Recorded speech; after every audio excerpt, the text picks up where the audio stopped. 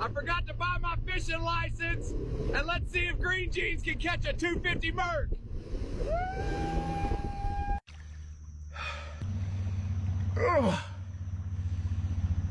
I took that bend a little too fast. Day 7 hunting for humans. Still no humans, but I did find this X-Lax chocolate. Let's give it a try. Oh my God. I think that chocolate bar was spoiled. Just found this homeless dude.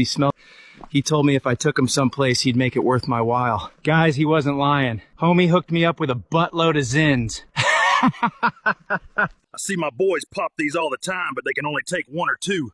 I'm gonna pop them all, cause... Well, guys, I popped them all and I'm straight tweaking now.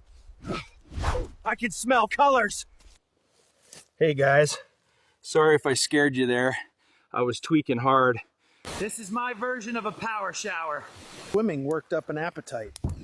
No cookbook, just 800 years of wild guesswork. Found this in a tent last week. I don't know what it is, but I can't stop sucking on it. He's been following me for like 3 miles.